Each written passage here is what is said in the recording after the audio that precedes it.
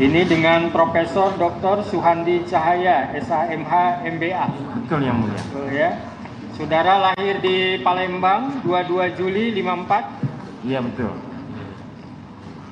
Profesi saudara ini banyak ya. Salah satunya sebagai dosen pasca sarjana Fakultas Hukum Universitas Jayabaya Jakarta. Alamat saudara Jalan Gajah Mada nomor 10 lantai 2 Jakarta Pusat, benar? Betul yang mulia.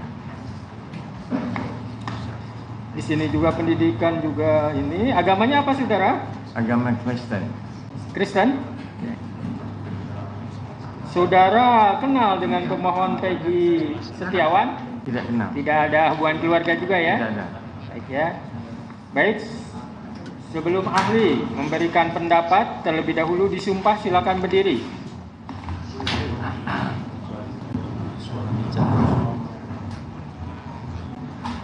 Oh iya Pak.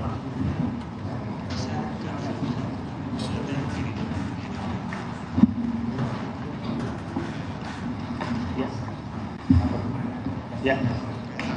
Demi Tuhan saya berjanji. Demi Tuhan saya berjanji. Sebagai ahli. Dalam perkara ini. Akan memberikan. Pendapat. Soal-soal. Yang dikemukakan. Menurut ilmu pengetahuan saya. Dengan sebaik-baiknya. Dan sebenar-benarnya. Silakan duduk kembali ahli.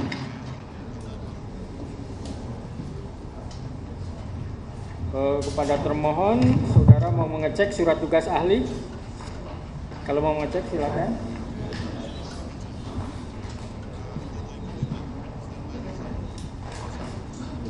Ya silakan, ini surat tugas.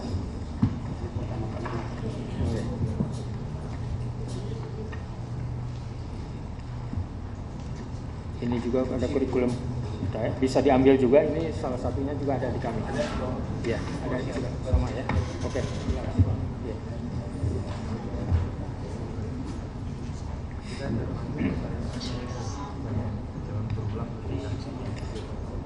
Terkait dengan ahli yang dihadirkan oleh pemohon, dari termohon ada tanggapan? Tidak ada ya. Berarti kita lanjut untuk pemeriksaan ahli.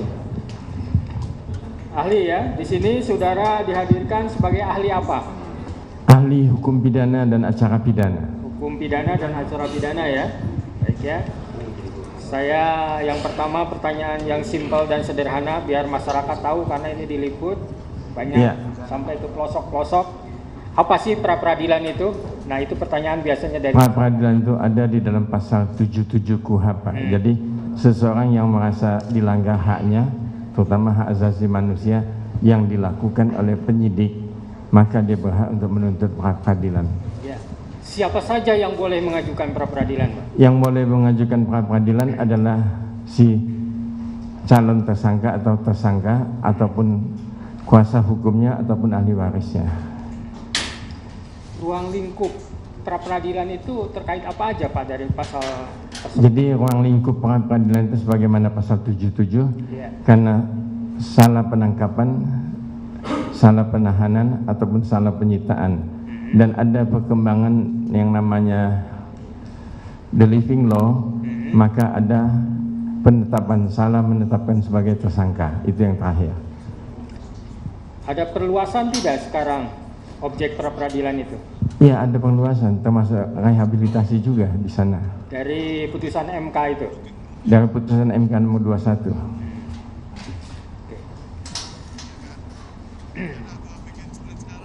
Syarat sahnya untuk ditetapkan jadi tersangka itu gimana Pak? Jadi syarat sahnya untuk ditetapkan sebagai tersangka, minimum dalam penyidikan itu ada 2 alat bukti.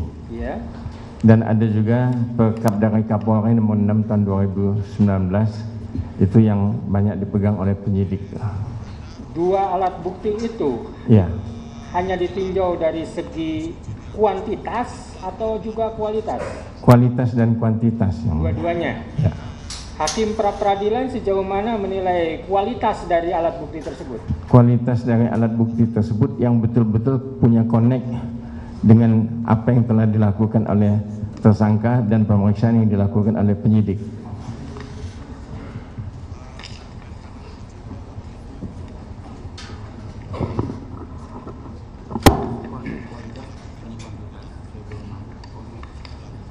Sebelum seseorang ditetapkan jadi tersangka, apa yang sebaiknya dilakukan oleh penyidik sesuai dengan prosedural KUHP? Ya, sebagaimana pasal 1 ayat 10, semestinya penyidik itu memeriksa dengan selengkap-lengkapnya dan secermat-cermatnya. Dan setelah ada pemeriksaan menurut Perkap nomor 6 tahun 2019, maka sebelum ditetapkan jadi tersangka mesti ada gelar internal gelar, atau kalau misalnya ada pengacara dari tersangka, biasanya pengacara tersangka diikutkan untuk gelar. Itu lebih fairness. Kapan penyidik itu harus mengumpulkan alat bukti? Sebelum tersangka ditetapkan atau sesudah tersangka ditetapkan? Sebelum ditetapkan jadi tersangka mesti ada alat bukti. Apakah seseorang ditetapkan jadi tersangka wajib diperiksa terlebih dahulu atau bisa juga belakangan? Jadi seseorang ditetapkan sebagai tersangka, apakah yang pertama mungkin dia tertangkap tangan? Kalau dia tidak tertangkap tangan, mungkin ada laporan dari seseorang atau dari pengaduan yang mana si pelapor itu telah memberikan alat bukti yang lengkap kepada penyidik. Jadi kesimpulan saudara, apa harus diperiksa terlebih dahulu atau tidak si calon tersangka itu? Ya, semestinya biasanya di dalam hukum acara pidana itu ada saksi pelapor, dia datang ke Polda, Polres, Polsek ataupun ke kantor polisi, bikinlah dia laporan sebagaimana pasal 108 KUHP.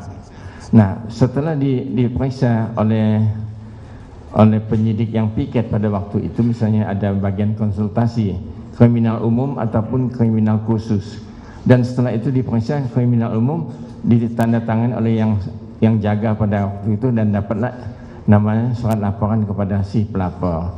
Nah, hasil daripada itu diperiksa oleh unit-unit masing-masing. Jadi dari tempat pelaporan 108 tadi dibuang ke belakang atau dipindahkan ke belakang dan jatuhlah pada unit harda atau jatuhan keras atau apa. Nah, di situ mulai seminggu sampai 2 minggu kemudian dipanggillah si pelapor tadi. Setelah pelapor dipanggil saksi-saksinya yang lebih lengkap. Nah, kalau misal polisi tidak yakin, maka dipanggillah ahli ikut. Nah, setelah itu sudah banyak yang diperiksa sebagai saksi ataupun sudah ada ahli, maka sebelum ditetapkan jadi tersangka, maka penyidik mesti mengadakan gelar sebagaimana Perkap nomor 16 tahun 2019 pasal 25 kalau. Apa syarat-syarat seseorang dikatakan DPO, masuk dalam kategori DPO? Seseorang kalau dikatakan sebagai DPO, dia dipanggil tidak pernah datang kepada penyidik, dan penyidik sudah capek mencarinya, tidak ketemu-ketemu, maka diterbitkanlah DPO, yang mulia. Apakah pemanggilan itu bersifat imperatif? Ya, pemanggilan imperatif. Berapa kali? Ya, paling minimum 2 kali. Saudara bilang imperatif, apakah ada dasar hukumnya terkait hal tersebut? Gimana yang mulia? Ada dasar hukumnya terkait dengan harus ada pemanggilan? Ya, mesti ada pemanggilan ya. Di dalam KUHP. Dalam KUHP? Ya. Dalam pasal apa, Pak? Lupa saya. Lupa ya, mengenai pasalnya. Yang jelas menurut saudara harus ada ada dasar pemanggilan. hukum. Iya. 2 kali minimal. Iya. 2 kali minimal. Setelah itu? Kalau tidak ada dipanggil tidak datang, itu kan kewenangan daripada penyidik, dia bisa menjemput si tersangka atau saksi ataupun apa juga. Oke. Sekarang dalam pra peradilan ada berapa macam putusan yang bisa dijatuhkan oleh hakim? Yang bisa dijatuhkan oleh hakim tuh masalah penetapan sebagai tersangka, salah penahanan, salah penangkapan, dan salah penyitaan. Syarat ininya apa? Putusannya jenisnya misalnya, apakah putusan dikabulkan, ditolak, atau ada yang lain lagi? Putusan dikabulkan, ditolak, atau tidak dapat diterima. Ada 3. Ya. Ditolak, dikabulkan, tidak dapat diterima. Kalau dikabulkan dan ditolak udah jelas lah ya. Ya. Nah, sekarang yang tidak dapat diterima itu apa? Kalau Kriterianya. tidak dapat diterima itu materi yang diajukan oleh pemohon tuh tidak connect dengan pasal-pasal di dalam pasal 77 sampai pasal 85 KUHP. Tidak connect. Atau sesuatu permohonan atau gugatan yang kabur bisa juga jadi alasan. Iya, bisa permohonannya obscurable gitu. Nah, terkait obscurable dari permohonan pra peradilan, apa sih obscurable dalam permohonan pra peradilan? Jadi misalnya obscurable dalam permohonan pra peradilan, umpamanya bahwa salah penangkapan, salah orangnya, atau misalnya salah penyitaan karena waktu penyitaan penyidik tidak ada izin pengadilan, atau salah subjek hukum yang mau ditangkap atau yang mau ditempatkan jadi tersangka tuh orangnya tidak betul, umpamanya kasus Sengkon dan Kata yang pernah dulu almarhum. Kalau dalam permohonan pra peradilan mencampur adukan antara materi pra peradilan dengan materi pokok perkara, apakah itu juga disebut dengan obscurable? Ya. Menurut ahli? Ya betul. Menurut ahli ya seperti itu ya. Terkait dengan masalah pelaku atau bukan pelaku, apakah menjadi ranah dari hakim pra peradilan? Bukan. Bukan. Terkait dengan bersalah atau tidak bersalah, apakah masuk dalam ranah pengadilan pra peradilan? Bukan. Terkait dengan error in persona, apakah termasuk wewenang dari hakim pra peradilan? Bukan. Bukan.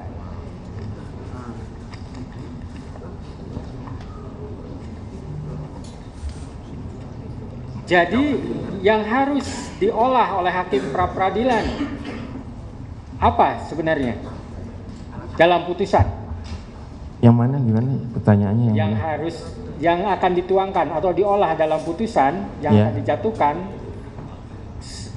apakah hanya bersifat formalistik aja atau bersinggungan dengan materi?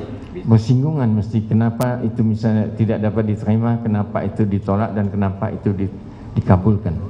Bersinggungan? Ya. Di mana titik singgungnya? Jadi kalau misalnya seperti yang Mulia katakan tadi, apakah ini ranahnya pra peradilan, hakim pra peradilan, atau ranahnya hakim pidana? Kalau itu dimasukkan dalam satu permohonan, maka itu menjadi obscurable. Oke, tadi saudara ahli mengatakan yang seperti error in persona tidak boleh dimasukkan dalam permohonan pra peradilan, konsekuensinya bisa obscurable. Kalau gitu, error in persona itu bisa diajukan di mana? Itu diajukan ketika kasusnya dilimpahkan dan disidangkan kasus pidananya.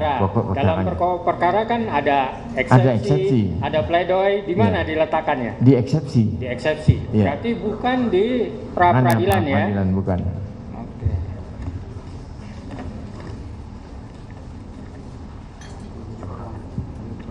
Silakan dari pemohon untuk mengajukan pertanyaan. Enggak. Silakan, Bang.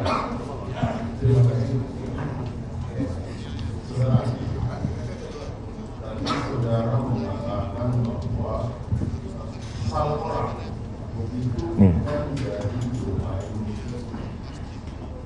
pra-peradilan.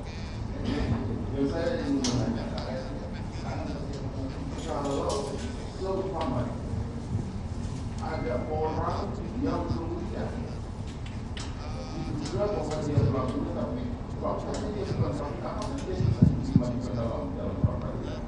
Salah tangkapnya itu, iya. Bisa kalau dia salah tangkap, salah tahan, salah sita, salah menetapkan sebagai tersangka. Bisa. Sebentar. Kita biar lurus dulu, biar jelas ya. Tadi salah tangkap. Sejauh mana hakim pra peradilan bisa mengatakan bahwa si A itu bukan pelakunya, bisa salah tangkap? Coba Pak. Coba diulangin yang mulia. Tadi ada istilah salah tangkap bisa masuk ke area wilayahnya hakim pra peradilan. Iya. Bagaimana bisa hakim pra peradilan itu mempertimbangkan, membuktikan dalam putusannya bahwa si A itu bukan pelakunya. Ya, kalau misalnya itu tertangkap tangan, itu kan bisa langsung. Misalnya itu bukan dia yang melakukannya, itu salah tangkap. Apakah itu nanti tidak bersinggungan sama pokok perkara? Karena nanti akan memutuskan bersalah atau tidak bersalah. Iya, Pelakunya atau tidak. tadi sudah saya jelaskan yang mulia, apabila dalam tuntutan peradilan itu tidak mempunyai kayak kalau dua kualifikasi hukum. Dua, jadi kalau dia misalnya masalah ini memang ranah peradilan sebagaimana pasal 77 sampai 85 KUHP, dan kalau misalnya bukan itu yang masuk dalam ranah hakim, jadi kasus pokoknya itu digabungkan, maka itu tidak bisa. Jadi kesimpulan ahli gimana terkait dengan salah tangkap? Ya, kalau dia cuma salah tangkap, enggak ngomong yang lain-lain, saya rasa itu masuk ranah peradilan. Peradilan. Iya. Maksudnya apa buktinya untuk membuktikan bahwa salah tangkap? Harusnya si B, bukan si A. Gimana coba? Apakah itu tidak masuk ke pembuktian? Membuktikan bahwa nanti akan terkait dengan unsur barang siapa?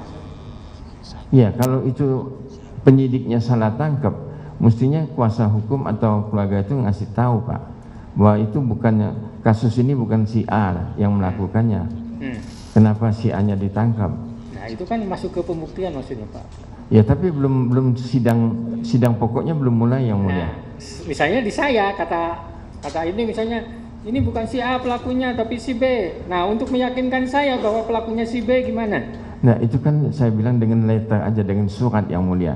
Jadi pemohon atau kuasanya tulis surat kepada penyidik, Pak, Bapak salah tangkap, Pak, yang melakukan ini bukan si A. Nah, ini saksinya dengan lengkap diajukan saksi-saksi, boleh di BAP saksi-saksinya bahwa itu bukan dia. Nah, terkait dengan saksi-saksi itu, apakah itu tidak masuk ke pokok perkara, Pak?